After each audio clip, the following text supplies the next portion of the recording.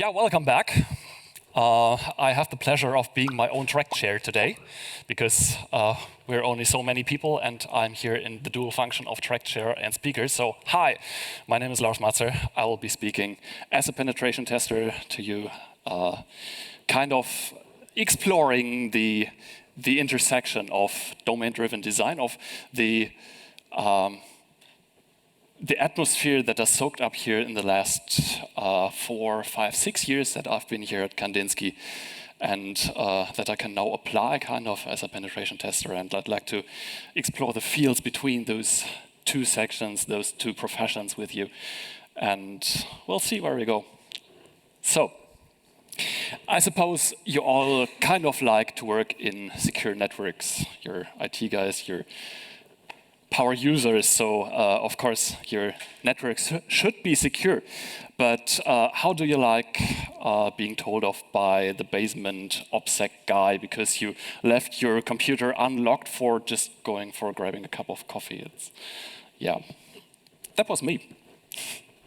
I wanted people to really like IT security, so I tended to just shove it down their throats, and I expected this should have a positive impact, right? So people should be more caring about their operational security, their OPSEC. People should be more loving with their devices, and they should be more loving with the security people that tend to do exactly that, being oppressive. And then I came to KanDDDinsky and had the realization, well, there is something like sociodynamical systems in a company. There is something like sociotechnical systems and the complexity within those. And this is what I'd like to explore with you today. And we'll have a broad walk over maybe some social dynamics that you've heard in iterations of KanDDDinsky before, some new input from penetration testing itself. We'll have penetration testing war stories, I told you so. And we'll see where this goes then. So, yeah, let's have a look. 2 years ago, I talked to Alberto Brandolini with exactly this problem that I just stated, like, I want people to like it, why don't they like it? And he was like, you all know Alberto, I need to have a drawing for that. And he drew it, and he had this, I don't have the original anymore, but it was on a paper napkin just between two talks, and he had this one side of the business domain, which is, he called it for winning. And you have the other side, which is, well, at that point, basically my side, is for not losing. So you have the one side that generates some kind of revenue, and you have the other side that just hinders the Titanic from sinking. And what I'd like to try today is to more or less combine these two assets. We have this Venn diagram, and now they're just two separate points of view, two separate parts of the same company, actually. And why not try and make this a whole? Because when we're working in a company, this is actually just one big team. I'll tell you why in 5 minutes. And this is where I actually like to go today to make security a part of what you're doing in everyday life. And I'm not sure if I can promise that, but I will try that we all go out here and say, oh, we like it just a bit more. So, what I won't do today is teach you secure coding. This is not a technical workshop. We won't talk about code security. We won't talk about any details on how to secure your network. This is not the scope of this talk. But we will talk about what keeps you alive, and in the combination of this Venn diagram, let's call it winning just a bit better. So, let's see, we need a motivation for that. And of course, in every security talk that is remotely connected to penetration testing or network security in any way, we need to have this slide. So let's just have that out of the way right now. We need some numbers, right, to see where we're talking, what we're talking about. We have this 350 million incidents or people being in any kind affected by security breaches just in the last year. We have 94% of organizations, sorry guys, I have to read this because I don't have the numbers, 94% of all organizations who reported security incidents just by the vector of email, just by this one vector. At any given time, you scan the network, the interwebs, or the IPv4 internet. Depending on your setup, you can scan it in just like 45 minutes. Now it's not that hard for specific vulnerabilities. And at any given time, 4.1 million websites are infected by malware. Now, note, infected by malware. I'm not talking about vulnerabilities here. This is the guy already sitting on your computer.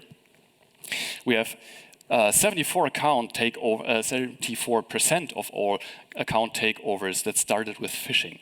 I'll be circling back to this later. Almost 3/4 started with just an email. The data breach cost, the average data breach cost, this is, I believe, in the US, this is not international, of just one single data breach for one single company is average $4.8 million in this year. And 35% of all malware, and that hooks onto the phishing thing again, is delivered by email. That was last year. We have a steep increase in that already. We have almost $5 million that one ransomware attack costs per average the company that is affected. And we have ransomware attacks that steeped up in an increase of 74% in just 1 year. So now we have these numbers. Okay, that's my talk. See you next day. What do we do with that? Because this is just a bunch of numbers, and if we look closely, these numbers tell a story. We have a vast number of victims, but you all know Entra ID, you all know your AWS, you work with multi-factor authentication and endless numbers of other security mechanisms. So how does it come to pass that this number up in the upper left corner is so huge, where you all know the methods to actually authenticate on secure networks, and you know the methods, right? So we should be secure, right? But we haven't talked about humans here. And this is what this talk will be about. It's not technical, but we will talk about the humans in the system that are affected actually in every single point that we have standing up there. So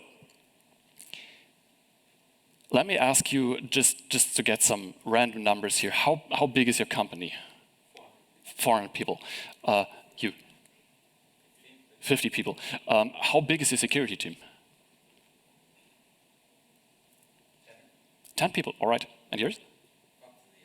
0, okay. This is not pre-staged. These are answers that I get pretty often. Let's make this. I'll take your number because it's a number. We have 400 people in the company. I promise you, the number of members in your security team is 400. And it's 50. 15. Yeah. And this is where we will be circling back to later, because everybody is part of the security team. And I will motivate why this is the case in this talk now. So, scope, I already told you. OPSEC is the kind of way we will be going here. And let's look at the human factor as a kind of responsibility for incidents in a network, for data breaches, for just anything security breach that we can think of. But let's not make it in a blaming way that we usually see from statistics, from OPSEC, or whatsoever. We're going to be humane to the humans today, and we will see how the social interactions in the company maybe can work for us to reach a goal that we actually like to see. So just one more specific thing to point out here is that I only like to focus on security incidents that are actually flaws or by accident. There is a significant number of security incidents that is actually by design, especially in the last couple of years in the financial market. We have statistics saying that around 17% of all security incidents in the financial market in the US are actually caused by inside people working against the company's security that they're actually hired to protect. We're not focusing on that. We will have a look at companies lacking better knowledge. We will have a look at people not caring enough. We will have a look of people and this is important, not feeling safe enough to speak up in the company, and I will circle back to that in 2 minutes when we talk about the dynamics, how this is possible.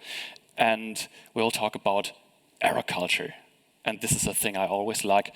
IT security, and this is maybe something where we can generalize later during the talk. It's not IT security, or not only IT security. There are very many things in your company that are crucially dependent on error culture, and maybe we can generalize a bit away from IT security later.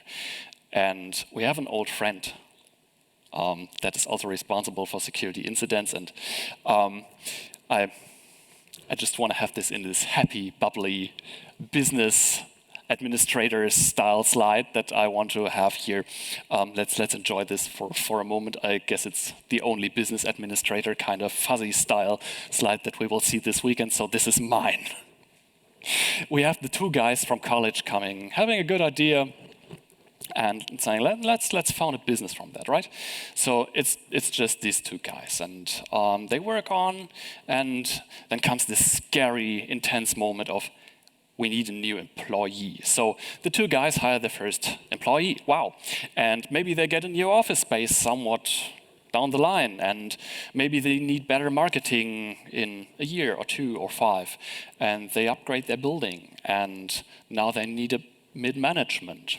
So what we see is the success story of a small business stemming from 2 people, and that has grown now over several years and has had several generations of decision making, even if it's still the same people in there. You have this decision of, we need to grow employee-wise, we need to grow building-wise, we need to grow know-how-wise, because we now input marketing, and now we have middle management, and we have some HR there, and this is all growing. And this is usually where companies stop. They buy in new people, they buy in everything they can, but what they don't let grow in the company is the culture of actually growing. Because with these decisions of making the company larger, of course, does not only come, we are now more people to talk to, but there is also a fundamental cultural change of how do we want to shape the communication. The company is where we spend hours and hours every day, every month, for a very extended time.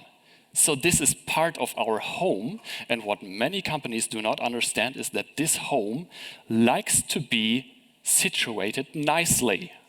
Let's make it a home that we want to work in a comfortable, secure, safe way. And we can buy in stuff, but we have to shape our culture according to that. And this is where our industry, especially in Germany, when I look at my customers, stands now. We have this, especially in the producing sector, we have this huge number of companies that has been grown for the last 2 to, let's say, 5 generations, founded by these 2 guys, and then grown and having had a huge success story. Some middle-sized companies have been very successful over the last 4 or 5 generations of leadership, but things happened in the meantime. The internet happened. AI happened. A cultural change in how we want to handle employees, or actually, do we want to handle them? Can they handle themselves? This has happened, but it was vastly neglected by the leadership that has been grown through these generations, because things are working, right? Why should we change it? It's working. So, this is the state of leadership, and this is the state of IT security. And now let's see how we got there and how we can, I don't want to say heal, but what we can do to circumvent that happening for another generation. Cultural dynamic. Let's lay a little foundation here. Who of you have heard of Fred Emery, and who's got? 1. All right. Yes, so I can tell something new to you. Perfect. This is vastly influenced by a talk from Trond Juchteland that pointed me into this direction. It's 1 or 2 years ago, also here at KanDDDinsky, and was really inspirational for me there to actually see these dynamics. And one nice thing to know actually is these 3 people have had their high time of research in the 1960s, 1970s. The social dynamic research that has been done by these people stems from Great Britain and Norway, and it was vastly influenced by the post-war reindustrialization, especially in the coal mines of Great Britain, and the ramping up of we need to produce in order to kind of reinstate the functionality of our countries, and again after the war. And there was some very inspirational research on how the social dynamics work in a very driven industry, because there was a need of this really working now. The sake of the countries depended on that, but on the other hand, there needed to be intrinsic motivation for people to work on this. So you can always say, yeah, my company has this need, but you still have people there working for you. How do you make your company's need an intrinsic motivation of the people that work for you? So this has to go together. And these social dynamics have been researched by Anna Thosgard, Marilyn Emery, and Fred Emery. The research is freely available on this website that I noted up there, social sciences that actually work. It's their website is hosted by Marilyn Emery, and you get all the papers. She's still alive and kicking, and she's still writing papers and updating their older papers, so you can just get all of that up there. Let's look at a company, shall we? So, how do companies hire? This is a bunch of tasks, and let's say a company comes along, has this bunch of tasks, and wants them to be fulfilled in any way. So, in order to make this work, you can't just write one application form and say, hey, I want this universally functioning employee sitting on that and doing everything for my company. So in order to make employment work, you have to bite off little chunks. You have to bite off tasks and subdivide tasks to such a size that you will find employees that are willing to take on the task. This is what's happening here. And then companies come along and employ upon these tasks. And note, there is an isolation going on here. You have a task, and you have a person that is responsible for this task, and there is an isolation between them because one person is not able, person A is not able to perform task B. And this is by intention. Now, when this happens, there's a bunch of tasks, but none of these employees will ever be able to see the overall truth of the product that you're producing. They will see their own tasks, and that is isolated and that it kind of has to integrate with others. But as long as they are not told how the interface works, they will not be able to actually decide or to design this interface. So, what do we need? We need supervision.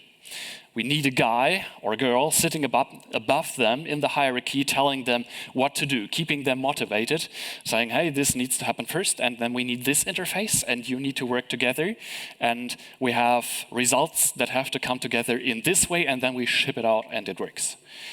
And if the company is large enough, it will have multiple of these groups. Note, I'm calling them groups. These are not teams. And if the company is ever large enough, you will need supervision of supervision, and you need more supervision. And where you end up with is the typical hierarchical tree kind of shape that you know from companies so and so often. This is called DP1. Marilyn Emery called these things that I'm talking about now design principles, and creatively shortened them to DP1 and DP2. DP2 goes along a little bit different. Let's see if we can spot it. We still have this number of tasks that's going on, but instead of hiring people on these tasks specifically, now let's group them together. So we have a bunch of tasks, and then we hire a bunch of people and set them upon these bunch of tasks, and they form a team. And we let them just do their thing, because we have this handful of jobs that has to be handled, and we tell them, do it. And then we let them self-organize, and this is a team, because they have to organize who is good at what. They have to have functions in these teams, and these functions have to be intertwined directly, so the team becomes functional itself and produce a result, which is a result of all these tasks. Fred Emery called this the left one redundancy by parts, because this is nice for employers. If you lose an employee, you just swap out the person on task B, and you kind of replace the part. DP2 that we'll be talking about now is redundancy by function, because the person that is sitting in the team has this function in the team, and if you want to re-employ on this employee, if he gets lost, she gets lost to the company, you re-employ this function. So the team sits together and says, hey, we got to recruit someone that fits our team and that fits this function. And instead of having supervision, kind of redeploy the knowledge that is necessary to fulfill the part of a task. The onboarding will be handled by the team, and the integration of new knowledge will be handled by the team. Of course, we can have more of these, and we can have even more. And if the company is large enough, the company can consist of only those teams. There's no management. Well, there's an owner, okay, but there's no supervision. In order to make this work, there has to be communication between the teams. And note, these arrows now are pointing in both directions, because there is no hierarchical structure now anymore of a supervisor pointing down, boot healing his employees, telling them what to do, but there are functions to be fulfilled within the teams, and the teams themselves have functions within the company.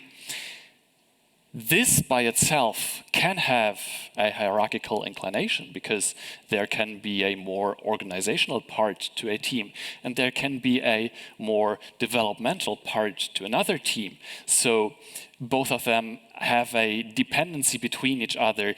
The one has to say what the direction is where you will go, and the other one is more of an executing nature.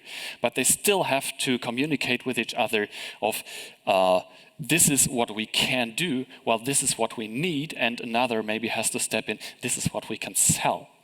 This still are teams working together. So the hierarchical this may sound, it's actually very collaborational. Now, why is this not appealing to management? Well, there's no supervision anymore, right? There's no one I can boss around. Okay, this is a HR stereotype, of course. I don't want to blame HR all the time, but management likes to manage, and management likes to micromanage. So what do I still have to do if everybody organizes themselves, right? Now, this is one thing, and what's actually the argument of this left one being more functional, more often seen in companies is, well, but we're focusing on the people here, right?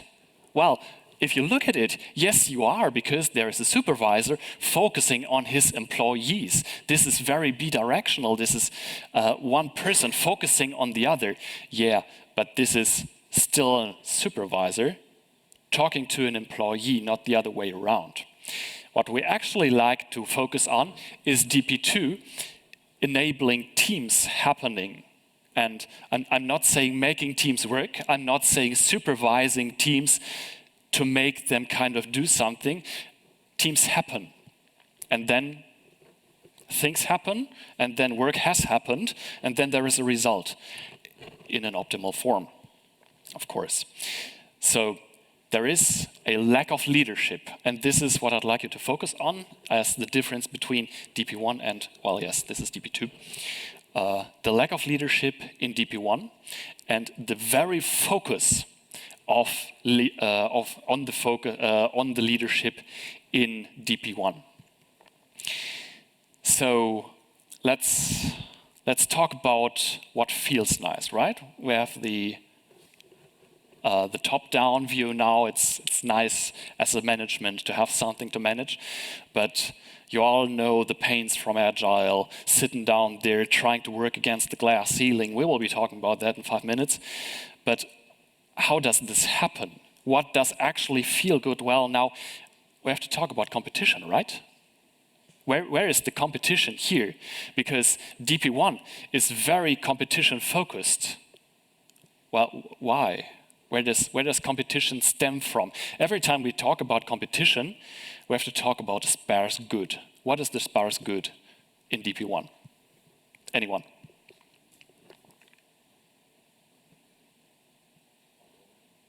Come again? Power, yes, exactly. The sparse good is the decreasing number of heads coming up the pyramid.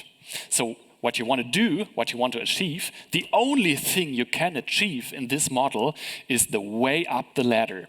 So where does your salary come from, the raise, the prestige, the higher self-esteem? It comes from the sparse good of climbing up the ladder. So yeah, okay, this is what you can do. This is the competition that will arise. Now in DP2, if we have competition there, what is the sparse good that we are fighting for there? Anyone? Mm-hmm. What you bring to the team, yes.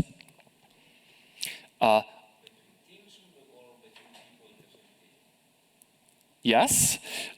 Let's blend those two and be a little more result-oriented. Let's call it success.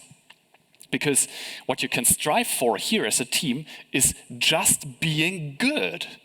There is no raise by being promoted to chief architect and chief architect and chief CEO. There is no thing like that because there is just a team. So what can you do if you just want to be good at what you're doing? Well, bring your team forward. This is what's happening. So, and there is what I mentioned earlier, there is your intrinsic motivation that you want to have. Now you have a bunch of tasks, and if your team succeeded in hiring the right people working in this team, you automatically have the work mode. You automatically have the intrinsic motivation to fulfill these tasks, because only the people that want this job applied to them. Only the people that are suitable for the teams got hired, so you automatically have something working there. Now you need a task and the team to get to work, and the thing you can strive for is success as the team. Well, this is happening.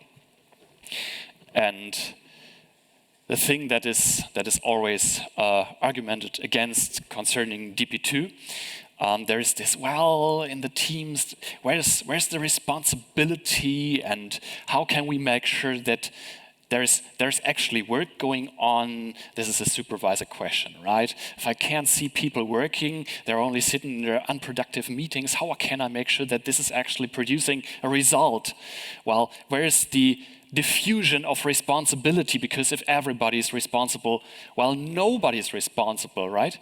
Well, no, this is a fallacy there, because if there is the intrinsic motivation of doing a thing right as the team and functioning as a team and not being, this is the thing, not being called out by the team as, hey, come on, you have to supply us here.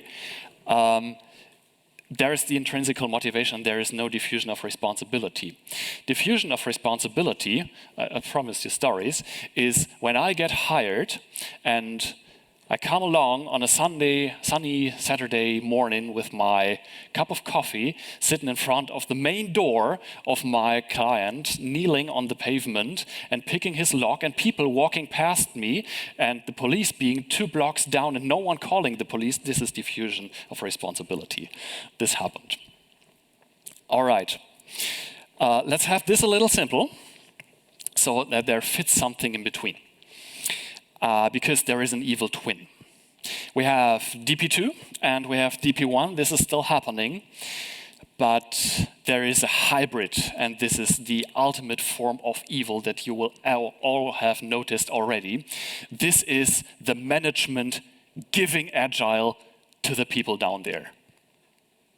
And I'm telling exactly this way because it is a management giving people something to play with. So you have these teams, right? And they could perform a task, and this could be all worky, but it is not, because there is the glass ceiling that people are working against. And there is the supervisor that still tries to kind of manage the team and tells the team what to do, and there is still no working interconnection between these two teams.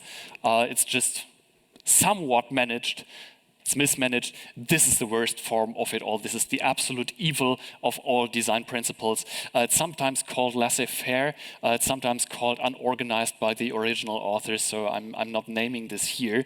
But what I actually want to go for here is the error culture that stems from that. Because as we already discussed, working way up the ladder is a competitional thing. And being good, or at least seeming to be good, has something to do with hiding errors. And this is something that is absolutely prevalent in the left and the middle one here, in DP1 and this kind of hybrid form. Everybody down there likes to be promoted, at least one step up, so you need to be good. You need to seem to be good. And well, I can't show this error that I produced like last year, or I made a mistake there. I can't say it out loud now, so supervision will notice and I won't get promoted, I will get my rise. And supervision does that too, and the next supervision does that too. So what happens is a climate where management thinks, oh wow, this is a super functioning company, we are rocking. And the people down there are like, well, nothing of this is actually working. And you have this dampening effect that goes up the ladder, and you have this amplifying effect going down the ladder, and that is the gravity of mistakes. And this counter movement is absolutely deadly to any success, to any security, to any working company whatsoever, because hiding errors on your way up means that the errors that are prevalent, that are still there, that could even be fixed if just someone claimed responsibility for it, or just some team did, they will be amplified because they stay, and they stay for the next generation. So we have the dampening of errors up. We have the increase of the weight of errors down the line. We'll talk about that later. Let's circle back to this glass ceiling. This is what you know, right? This is everybody who ever worked in an agile kind of context, having worked in agile teams and the management sitting above, having this glass ceiling above them, and you're looking up and saying, oh, well, I have this feeling we could do something, but we can't. You are devoid of the power of change. You're devoid of any, well, purposefulness there. This is why people don't feel they can speak up. I asked at the beginning of the talk, well, why are we failing here? Because we fail to place the task that we actually want to have fulfilled in the company at the correct place. And usually the responsibility for anything happening is placed at the very bottom, and the success or the wish for success is placed at the very top, and there is nothing happening in between, especially not functional communication. So this is what's happening, and this is actually why I wanted to bring this talk here, because I know many of you can resonate with that, probably. Probably. And then there is this thing like, we always did it like that. Hysterisch gewachsen, as they say in Germany. This is what you know, and this is why I brought it to you, because this is what I see. This is what I am hired to. As a penetration tester, I'm coming into a company, and I'm the external guy looking at the glass ceiling from outside. And this is equally as painful, and this is what I'd like to share as a core thing today with you, because we share the same pains. Now, let's make our tools the same and kind of try to fix companies here, shall we? Because me working against the glass ceiling is me coming into the company, being hired as well, I'm not a strategy consultant, right? So I'm not responsible for our upper management. I'm not a controller, I'm not a business analyst, so I'm not there for mid-management.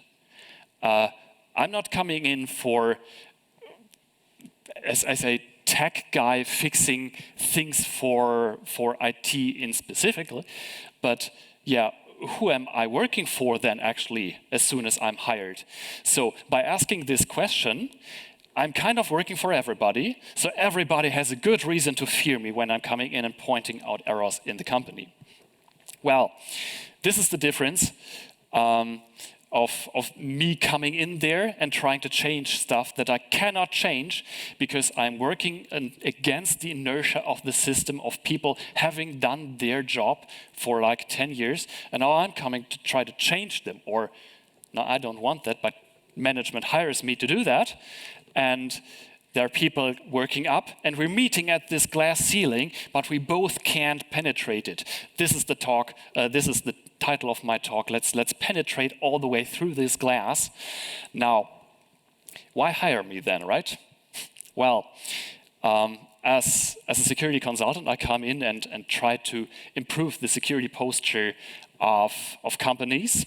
Now, let's try to do this in a more error culture friendly way. Let's say we can all talk to each other. Then I can do a phishing campaign and teach people, well, it's no problem if you clicked on this link. It gets a problem if you try to hide it. Because now I need to isolate your system, which is okay. This happens with the sheer amount of emails that we handle every day. Well, there will be something that gets passed, of course. There will be people clicking this link, but I want this error culture in the company of being in a team and saying, I clicked this link. Now, what do we do about this? As an IT security guy, please come to me and tell me, and I promise I won't hurt you for that. But it will hurt the company network if you don't. If you're afraid to come to IT security and tell them, they will not be able to isolate your computer and protect the rest of the network. This is a basic thing to do. But it's only possible if people act on it. This is a team thing. This is not a DP1 thing. Now, let organization allow to happen. And this is kind of the main theme of my talk here. Let people have failures. Von Vernon quoted this morning, failure is necessary. And this is maybe the core thing that you can take into companies. Let's not boss each other around for having clicked on an email link. It's just this basic example, but actually make it possible to talk to each other, to make mistakes visible and to handle them later. And this is where we can generalize, because this is not a security question anymore, and I'm standing here as a penetration tester telling it to you. Now, we have this line organization that you've already seen, right? How did we come to this place, actually? We have the matrix organization. I'm just skipping over this. You all know these org charts. Now, this is the evil thing. This is staff and lines.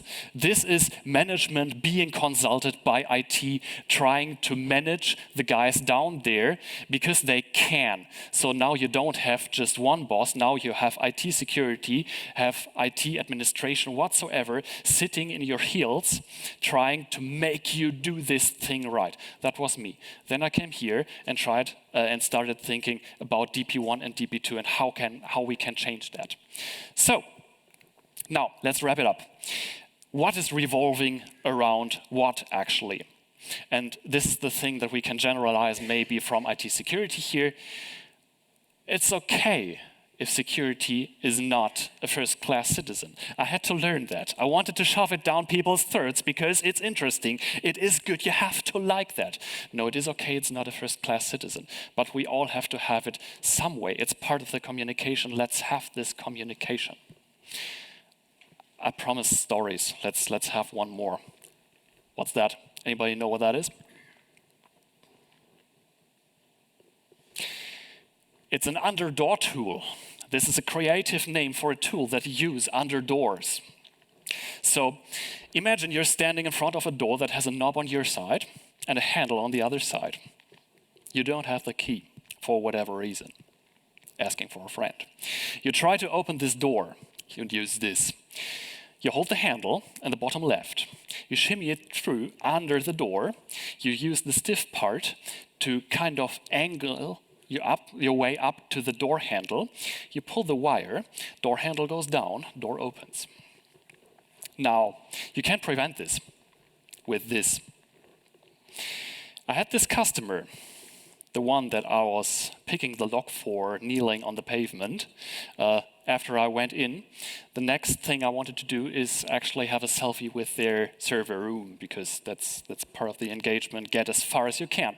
Well, so I kind of tried to open a door like that. It's pain, really. Under-door tools are cool, but if you can't use this, if you can't use it around this thing, it's really hard to shimmy the wire around the handle. So it was very convenient for me to have the Wi-Fi already in my pocket, because they had this security feature of security cameras facing towards the inside of their server room doors. It's very practical to have some kind of monitoring of the faces that enter the server rooms, right? But if you have no server, if you have no network segmentation at all, and me owning your Wi-Fi means me owning your video observation functionalities, this also means me using your video functionality of the door on the other side, helping me shimmy this wire over this door handle, and I open the door. So, yes. I bring this in because I saw this. You recognize the floor, I think. This is what's happening here, because there is a way around that. I opened the door and I was like, wow, this is nice. I'd like to share this with you. So I just brought it in. This is the circumvention mechanism for under-door tools. You close the door. Closing door pushes this little lever, like my finger does. This thing goes down into this latch, and no under-door tool will ever be possibly be pushed under the door anymore. So, what can you take home? Everybody's part of the security team. Please, if one thing, this is the thing. Keep it in mind. Talk to each other. You're a team, so be open, be accepting, be in this team, and try to incorporate the other teams into your conversation. If it's broken, tell everybody, and everybody across the hierarchy, because make it a team if it is not yet one. And it is okay if it's not a first-class citizen, but people can still appreciate it. This is what I learned. And never trust the door gap. Thank you.